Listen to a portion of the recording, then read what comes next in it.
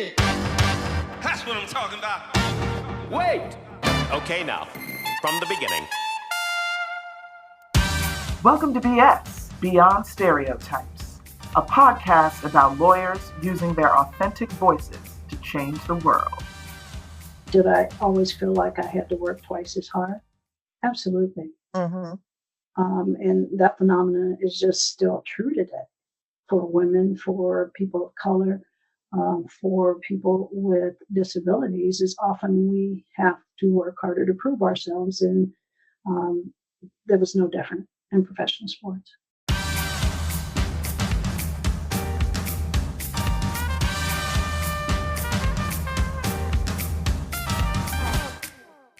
Welcome to BS, Beyond Stereotypes. I'm your host, Merle Vaughn. Here to BS with me today is Nona Lee, whose story I find fascinating and who will no doubt inspire all of you to embrace your authenticity. Hey, Nona, how are you? Hey, Merle, I'm doing great. How are you? I'm doing good. I'm doing well. It's 2025. It's a mixed bag. We'll see how things go. I hear you. Well, I want to thank you for having me on your podcast today. It's really a tremendous honor. So I'm happy to be here with you. It's my pleasure, and you should know you're kicking off the new year for us. So uh, yeah, it's really I'm really happy to have you. So let me just tell our audience a little bit about you. Nona Lee is the founder and CEO of Truth DEI, a consulting firm that she started a little over 2 years ago. She's also the co-founder of Truth Retreats, and later on in the podcast, we'll have her explain to us exactly what all of that is and what she does and how you can contact her. Um, Prior to founding her company, Nona was the executive VP and chief legal officer for the Arizona Diamondbacks. She was with that organization for about, or maybe a little over 17 years, and started as their general counsel. Prior to that, there's a theme here. Nona was the assistant VP and assistant GC at the Phoenix Suns. And she was there for about 5 years. And before that, was a practicing associate at two different law firms for about 7 years. Nona attended Pepperdine University, where she played basketball. See the theme going for about 4 years, and then went on to get her law degree from Oklahoma City School of Law, where she was on law review. What did I miss, Nona? Oh, I think you got it all the interesting bits anyway. All the good stuff. Okay. So thanks for joining us. I always start by having our guests kind of give us the short version of your story, where you're from, who raised you, how you were raised, who influenced you. And if you don't mind, I'd like to start there. Sure, and I'll try to keep it as brief as possible. I was born and raised in Los Angeles, and Oh, yeah, that's my hometown. And I would be remiss if I didn't acknowledge the tragedies that are occurring there with the fires. And my prayers go out to everyone.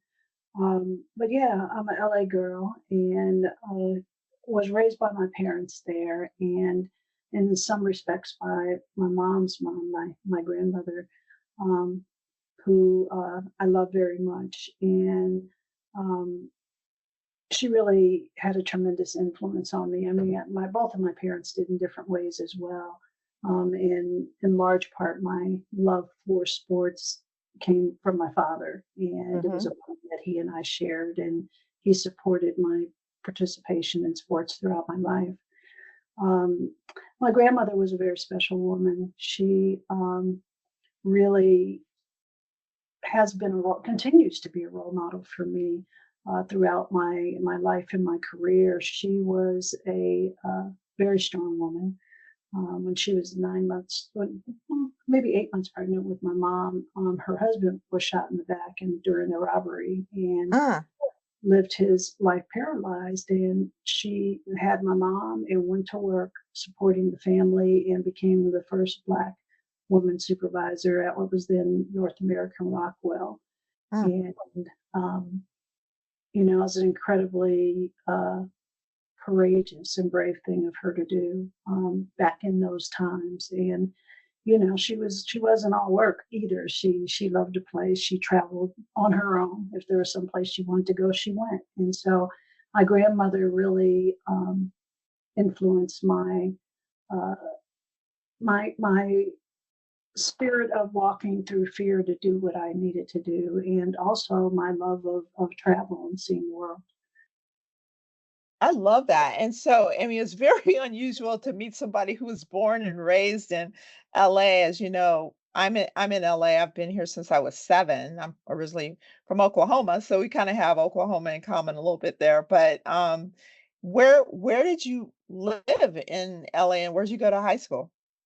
Yeah, I grew up in Southwest LA, so just about a mile and a half east of the Forum in Inglewood. Okay. And yeah, and I went to high school at St. Mary's Academy in Yep. Inglewood. Yeah, you're familiar with it? Yeah, private all Oh girls yeah. high school. Yes, and yeah, it was a great place to matriculate, if you will, back in the day. And really, yeah, I started playing basketball there, and Right. really, I was swimming early on too. My father really supported those goals and did really well, and got a national uh, champion medal in 50-meter freestyle in the Junior Olympics, but just decided to focus on Wow. basketball ultimately. Wow, you had to be one of the few black swimmers back then. Oh, absolutely. I often share the story that when I went to try out for the team in Hawthorne, um, I was 12, I think. Yeah, 12 years old. And I got there and I noticed that it was not a terribly diverse setting. I mean, there were um, there was a family of 4 Filipino girls who were on the team, and everyone else was white. And um, but I was just thrilled to be there. So I tried out. I made the team. I was excited to go back to practice the next day. And when I went back to practice the next day, I noticed there were far fewer people. Mm, And I asked my father what was going on, what happened, and he told me that several of the kids had quit the team because their parents didn't want them swimming in the pool with me. And wow. yeah, that was, there's been this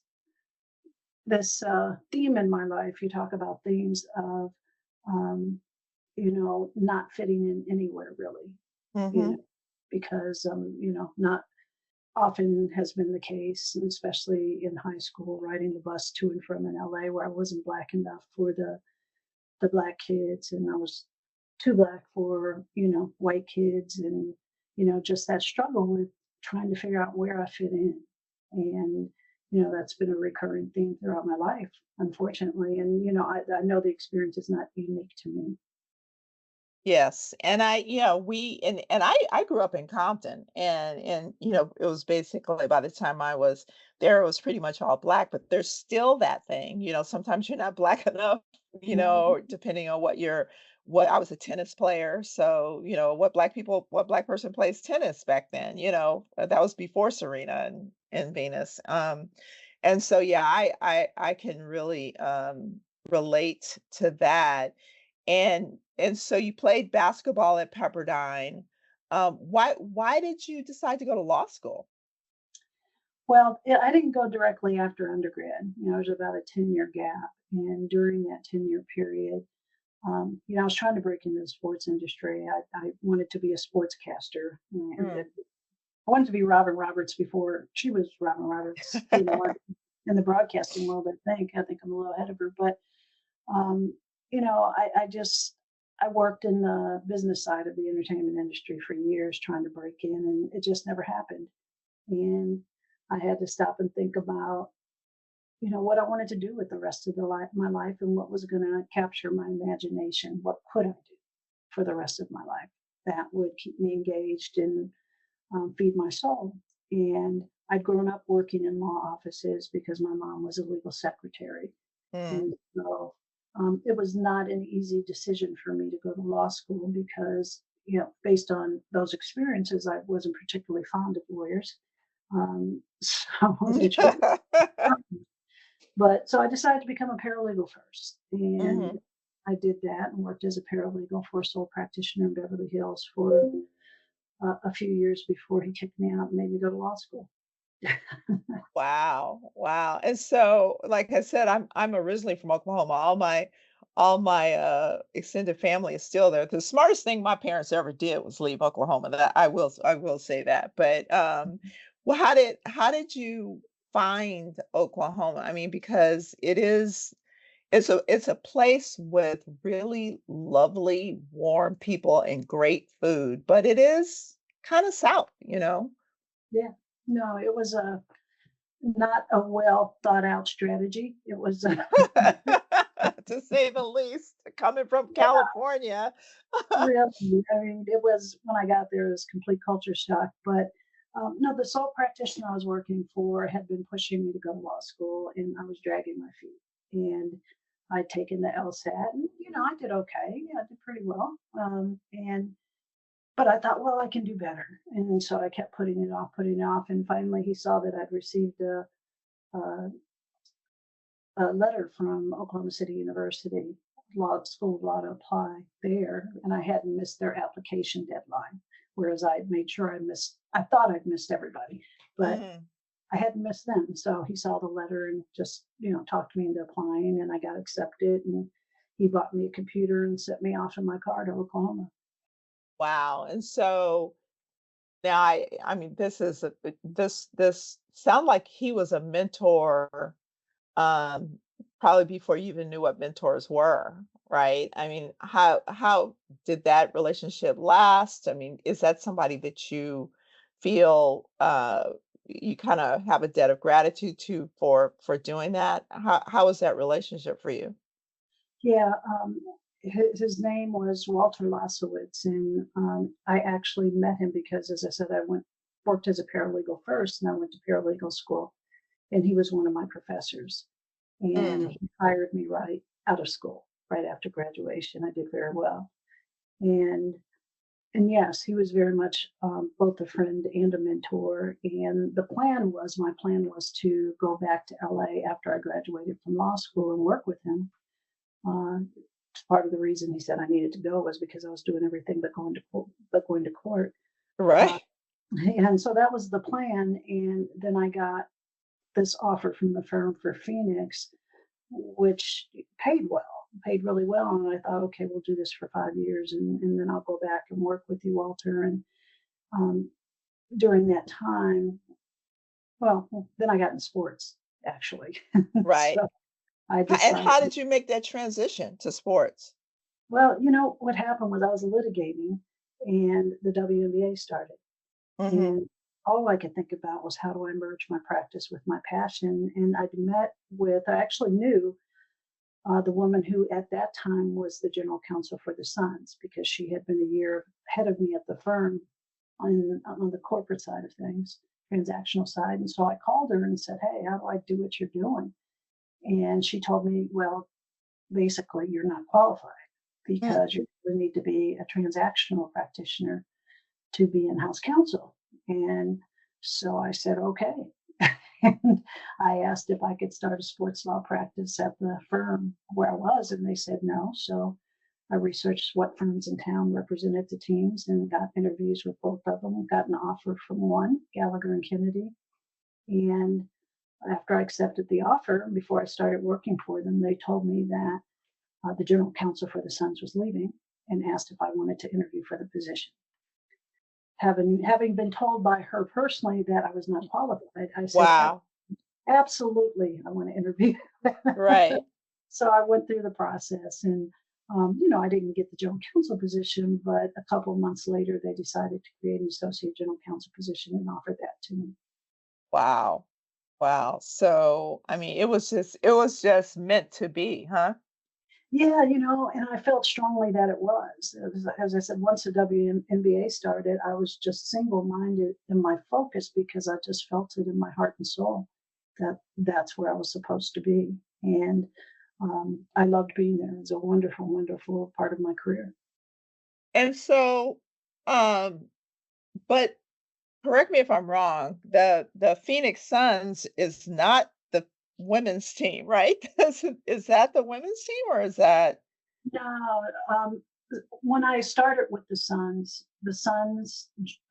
ownership group also owned the Phoenix Mercury, the got WNBA, it? and they also own the Diamondbacks. Got So it. I started the legal department at the Diamondbacks in 2005, but I was already working for the Diamondbacks doing their work. So I was a known entity and I asked for that opportunity and was given it. And so what's interesting is you were a litigator, you were told you needed to be a transactional lawyer. How much of that was really true? And if it was true, did you learn on the job or how did that work? Yeah, well, I'll start by saying it was absolutely true. Okay. Although my litigation experience certainly served me well and came in handy as well, but the majority of the work that you do as in-house counsel for a sports team is transactional in nature. So she was absolutely right.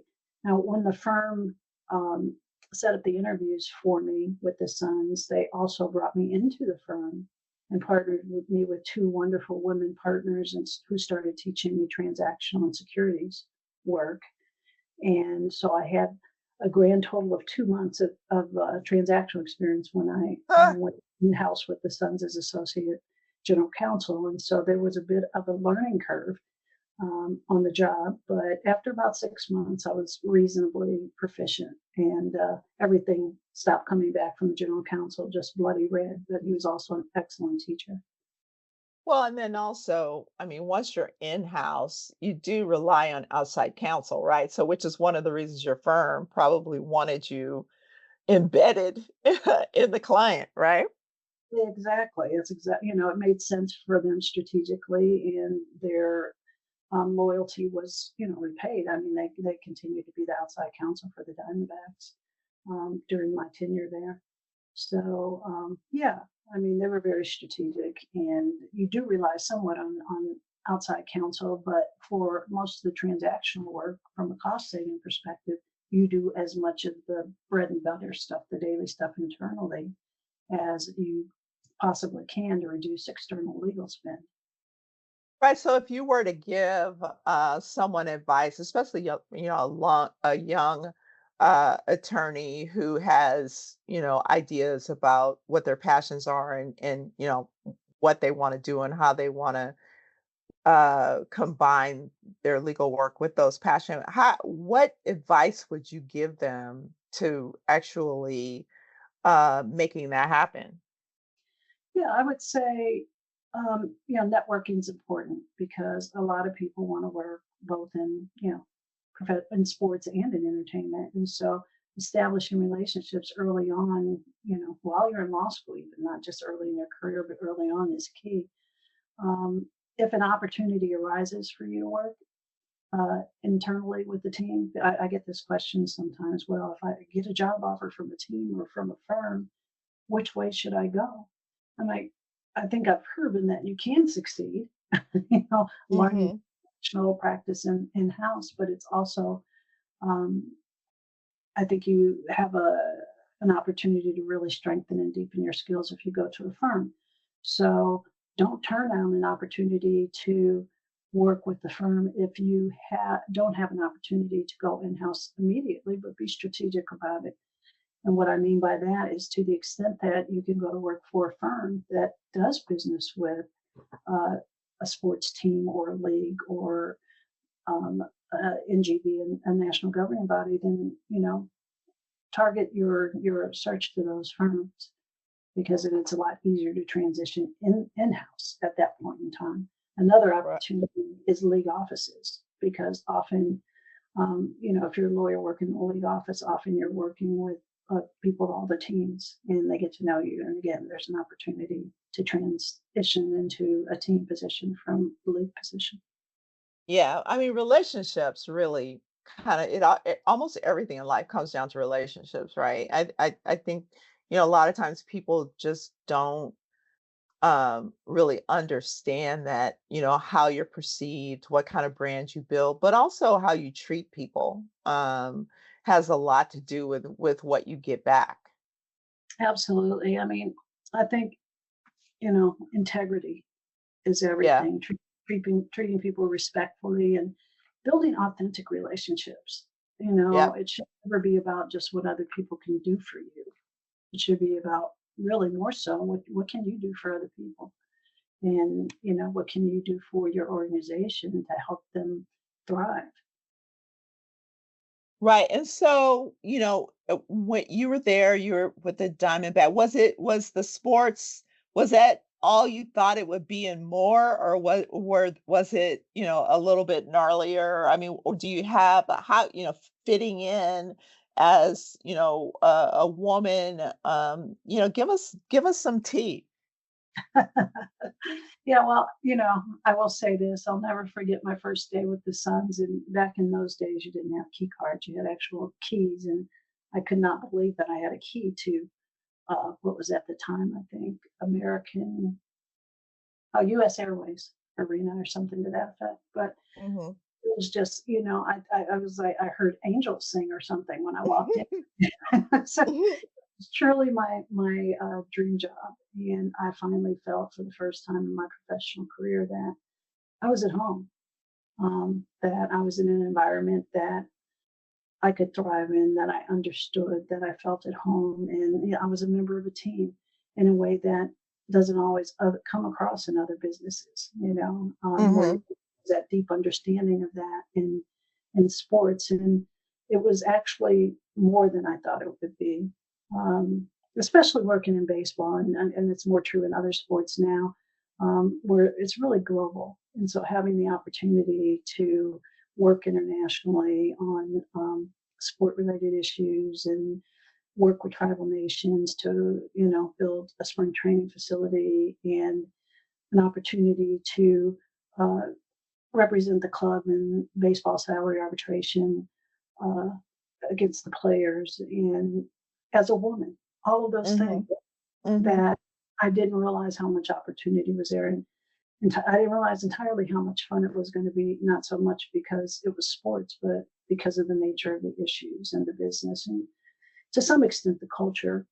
That being said, uh, I was often the first and sometimes the only, Hmm. often in terms of being in a boardroom, you know, or negotiating a deal, big media rights deal or something. Sometimes I'd be the only woman in the room. Um, what I tell women who ask me about being a woman working in sports is that I try to make, if I didn't make it an issue, often nobody else did either. I was just there doing my job, being the best that I could be. Now, did I always feel like I had to work twice as hard? Absolutely. Hmm. And that phenomenon is just still true today for women, for people of color, for people with disabilities. Is often we have to work harder to prove ourselves, and um, there was no different in professional sports. So let's turn our, so you were there for 17 years. You had this dream situation of being in sports as a former athlete and somebody who grew up loving sports, and then you left. I remember reading your announcement that you had left and you had started your own and I was like, what the heck? What's going on here? So walk us through that decision and that transition. Yeah, it was time.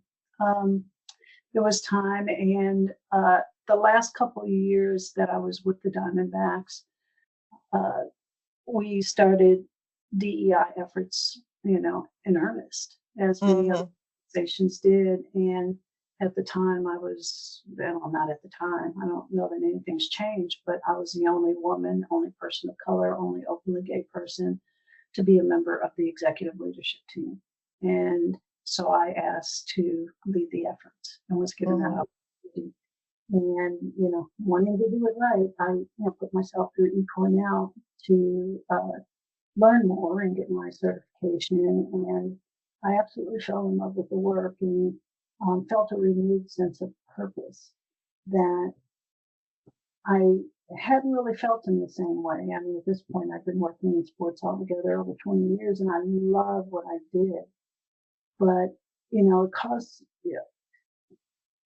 some reflection, self-reflection, in terms of, at this point in my life, what is my priority, and what value am I adding to the world? What is my legacy going to be? And I thought that I could deepen my purpose by really just leaning completely into diversity, equity, inclusion, and trying to help people understand why it matters and how to do the work and what it really means. So, 2 years ago, so that would have been 2022, 23 is when you decided to follow this your DEI passion.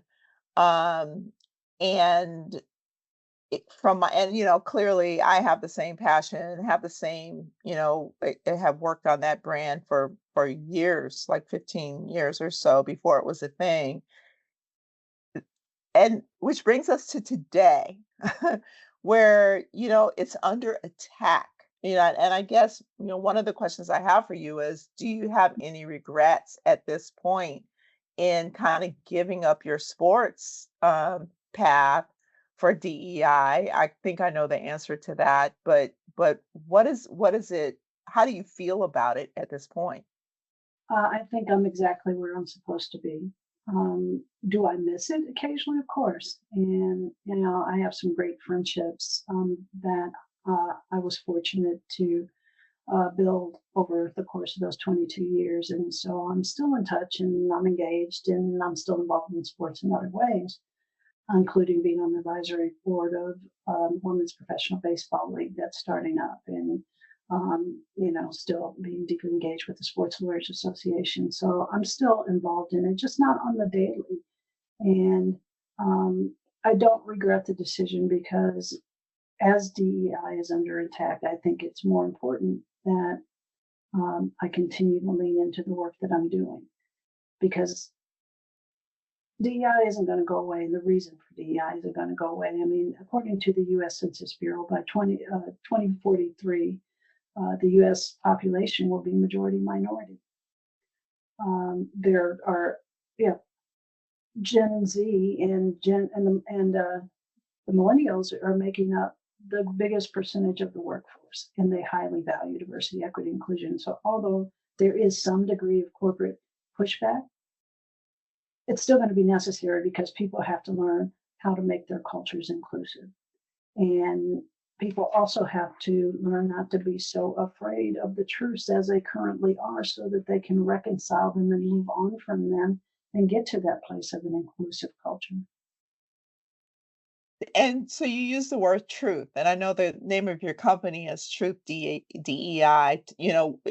Can you expound on what that truth is and why, that is so important to you and to what you do? Yeah, the truth and integrity have always been important to me, because if we can't be truthful, if we can't be authentic about who we are, how does that impact how we show up in the world? And the truth depends on the circumstance. I mean, within uh, Truth DI Consulting, we use truth as a framework for our work, the acronym TRUTH. So the T is, what is the issue that your organization needs to address? The R is reconciling that issue and not getting stuck there, forgiving yourself for being there so you can move on. Don't get stuck in it or get stuck in guilt or shame. The U is understanding, getting the information that you need to do better.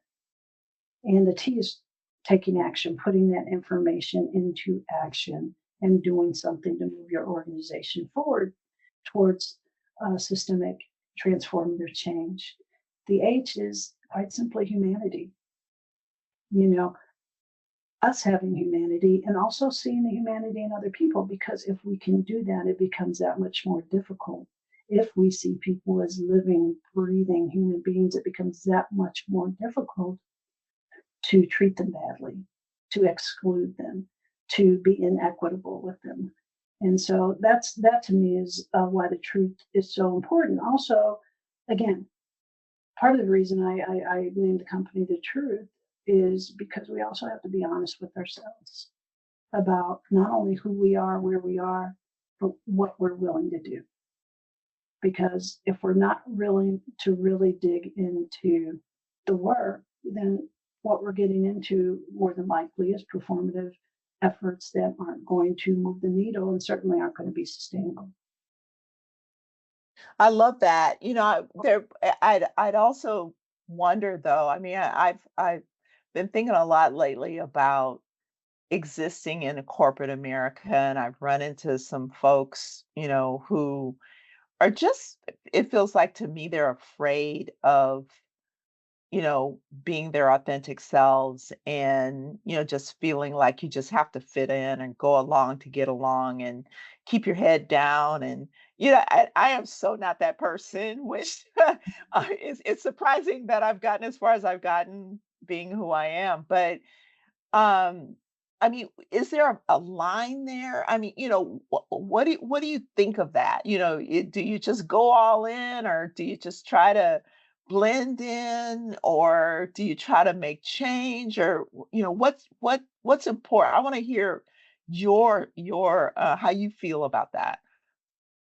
Yeah, I think it's an individual choice. Hmm. I say everybody should be all in and risk it all and just show up as their authentic self. But, I didn't always either, because especially when you're earlier in your career and you don't have a lot of um, power, so to speak, it's scary, you know, to put it on the line and sometimes scary to show up authentically. I remember early in my career, I was afraid of being out when I was a new lawyer, and I was out in my personal life, but I came Hmm. into this new career and this new job, and I thought, I don't want to lose my job.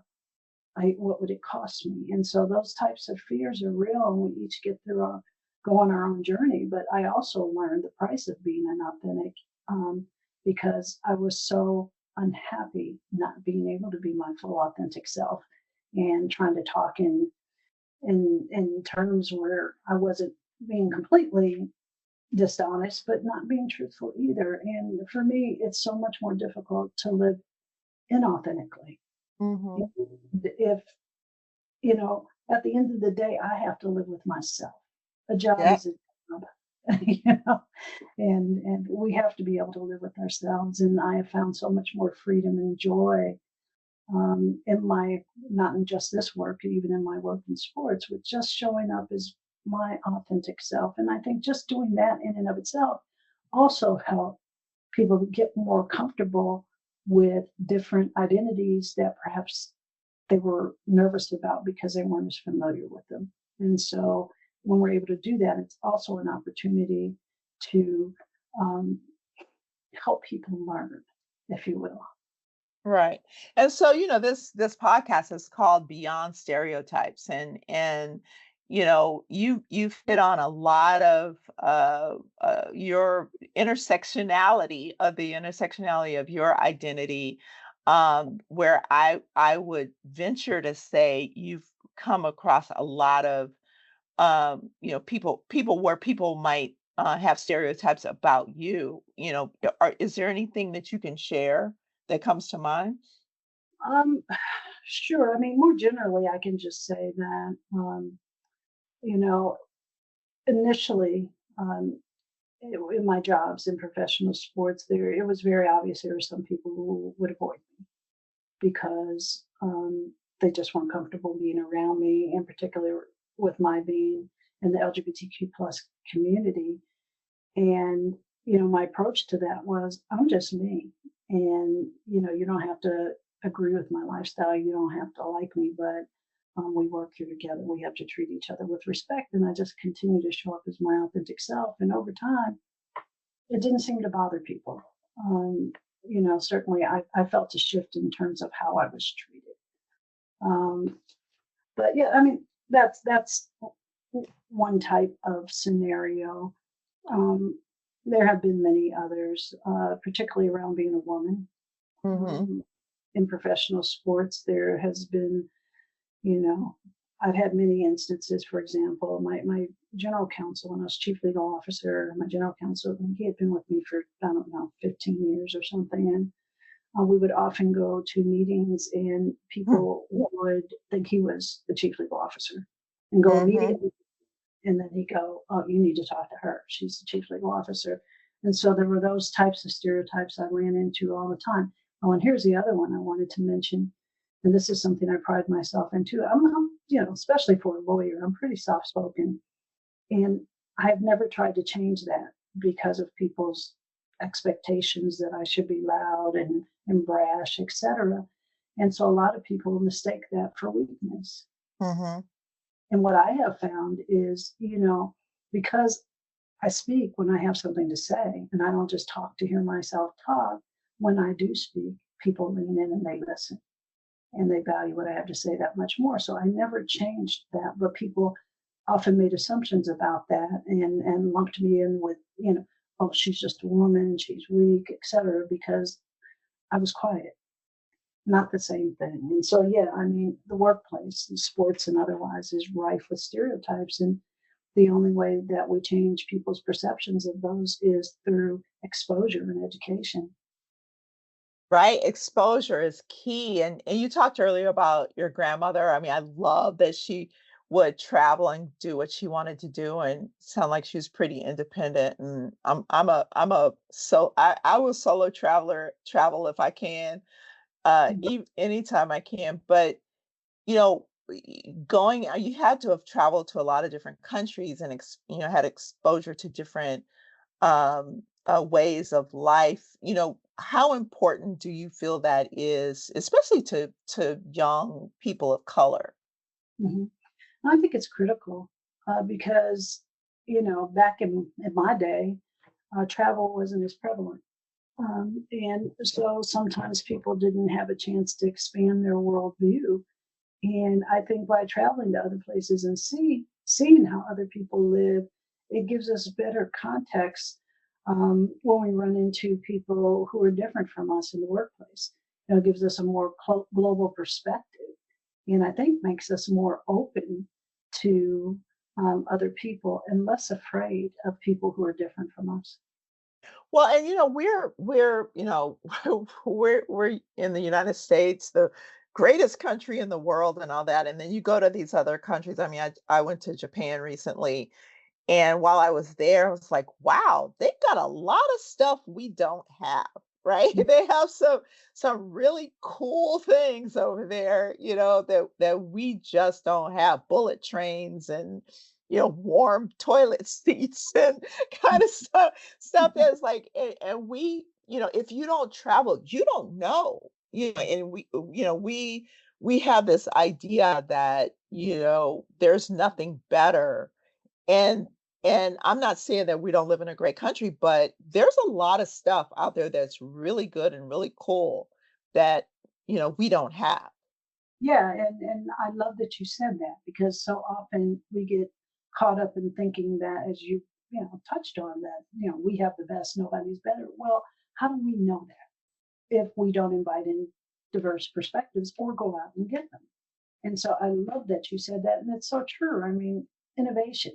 We don't have all the answers, and we have to be willing to learn from other people. So, what do you do for fun, Nona?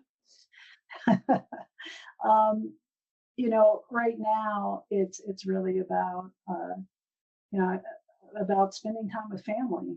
This is the first time in many years where I've lived where I have family, and so I just love getting together with my family and doing things and exploring, my new hometown and getting out and getting to the beach, hanging with friends when I have an opportunity to do that. And I'm trying to get into a new routine. Wait, And does then, that mean you're on the West Coast now? yeah, I'm on the West Coast.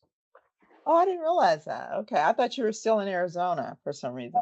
No, no, I left there last August, a few months ago. So yeah, it was time. I'd been there about 29 years, and I was really there for the job, and there was nothing else keeping me there. And I'm fortunate that I can do the work that I do from anywhere. And so I decided it was time for a change of scenery. Well, the beach is a beautiful thing, isn't it? I mean, I grew up, here. I didn't appreciate the beach until COVID, until the pandemic. And it was like you could go to the beach, you could have fresh air, you could be away from other people. Mhm. And now my husband and I go almost every weekend to the beach. Yeah, that the beach has always. I grew up 6 miles from the beach, and for a period while I was in attending Pepperdine, and for a few years after, I lived in the Brentwood area, and so I would just ride my bike down to the beach. So it's always been where I've gone for peace, and I love the beach. I was a junior lifeguard too down at the Oh, beach. wow. I was about 14, and so it's just always been my place of solitude and peace, and I can get really zen there, which we all need sometimes. Right. Well, right now the beach is not faring very well. And all and those areas that you just mentioned are, all we can do is like hold them, Yeah. up. Um, so we don't have that much time left, and this has been wonderful. What advice would you give to a lawyer who is either struggling with their truth, struggling with their authenticity, you know, um, dealing with stereotypes? I mean, what advice, with all your experience and wisdom, would you give them to try to help them persevere in the legal industry? Yeah, one of the things that I would suggest is that we all need a support system. So if you're really struggling with this, reach out to somebody who perhaps has experienced it, who may be able to help guide you. But you're also going to need to find your own authentic way of dealing with these types of issues, because we all deal with them differently. I love the movie Fried Green Tomatoes, and you know, I've often wanted to be Kathy Bates and do the Tawanda thing with the car, say I have more insurance or whatever. But we all can't approach um, conflict and difficulties the same way. So we need to find out what works best for us. But finding a way to stand in our power and respectfully and respectfully address these issues. Learn to be comfortable with that. And, as I said before, for me, it was some soul searching and just finally saying, if I can't, I spend too much time every day at work. And if I cannot be my authentic self there, I'm going to be crazy. It's hard. And so, um, sometimes we have to do that, the soul searching, and figure out how can we lean completely into our authenticity. Yes, yes. And then, I actually, we haven't really talked about this, but there's a change of administration coming in a few days. I think it's on a lot of people's minds, especially with what you and I focus on in terms of diversity and equity and inclusion and stuff. Where are things going to go? Do you have a prediction for the near future, the extended future? What are you, I mean, have you thought about a plan? What does one do right now other than protect themselves? I think, protect your peace. Yeah, and I think that's a decision we all have to make. I mean, look, I don't think, you know, we throw up our arms and turn away and say, oh, it's over. This work is going away. It's not, because the world is changing in ways where people are going to have to learn to be inclusive of everyone for to thrive as a business. But while we are seeing some companies like who's at McDonald's and I forget who some of the others are rolling back their DEI efforts, then you also have Costco and you have Right. American Airlines. So you have companies that get it. So what do we each do? Personal decision. We can say, okay, I'm done because I'm tired of the seesaw or roller coaster or whatever, or we can double down. Sarah Mount did a study or survey of their 600 plus clients where 80% said they're staying the course, 10% said they're doubling down, and only 10% said they're rolling back their efforts. And so, in the short term, do I think that things may slow down a little bit? Sure. But I think they're going to pick right back up because this change is coming. Whether you want to be a part of it or not, it's coming. And the question is, are you prepared for it? And so, what I mean by the change is a changing world. It's going to be a very Right. different world. And we need to learn to work with each other. Personally, in terms of my practice, I'm going to continue to do the consulting, but I'm really, focusing right now on truth retreats because it's a real opportunity for leadership to really understand why this is so important and really have an immersive experience where they get to exercise their empathy muscles and understand that, look, people from this culture carry this every day.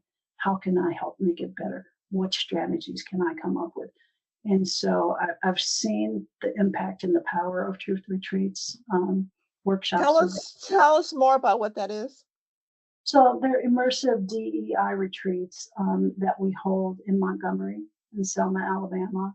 We take our attendees, well, we provide a couple of workshops to prepare them, and we take our attendees on a 3-day journey from the transatlantic slave trade through present day while helping them process what they're learning, but also helping them unlock their personal and professional power to get to transformative change in their communities, in their personal life, and in their work. So, really starting them on DEI strategy development based on the experience that they just had, understanding that this is one culture. And so, have that same level of cultural humility for other cultures about what people are carrying, what have they experienced, where are the inequities, how can I help? Interesting. And so you do this all throughout the year, or how many do you do a year?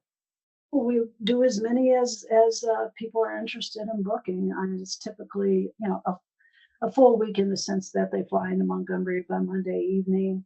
We do the retreat Tuesday through Thursday, 3 full days, and then they fly out if they can get a flight by late Thursday night or early Friday morning. I mean, it's really an investment in an organization's culture, and it's really great for leadership team to come together and build a common understanding of what it takes to really get deep into this work and why it matters. And frankly, it also gives, I mean, this focuses on the African American culture. I intend to build them in focused on other cultures as well. But, um, as an African American, I learned things that I didn't know because we're Hmm. not taught. We're not taught. And I learned a lot about my own history largely due to the infrastructure that exists there through Brian Stevenson's EJI, Equal Justice Initiative sites that he has built. And they're powerful, they're impactful, and we combine visits to those experiences and walking the Edmund Pettus Bridge with the work that I mentioned earlier. Well, I mean, I am very, very proud of you. I'm so honored to know you and call you a friend. And I'm really, happy that you made the decision to focus on this work. It needs to get done. And sometimes you got to put down your cape for a little while and rest, but Right. um, you know, dust it back off and put it back on and do the best, that we can do, and to try to leave a better world. Yeah, absolutely. And I'm so glad you're doing the work too. And I'm so grateful again and honored to have had the opportunity to be on your podcast today. Well, Well, thank you so much. Thank you, Nona, for being here to BS with me today. And thanks to everyone for listening. Until the next episode, remember that everybody is different and different is good. Hit it! That's what I'm talking about. Wait! Okay, now, from the beginning. We hope you enjoyed the stories shared in today's episode of BS, Beyond Stereotypes. Join us next time when another authentic personality unleashes their uniqueness on the world.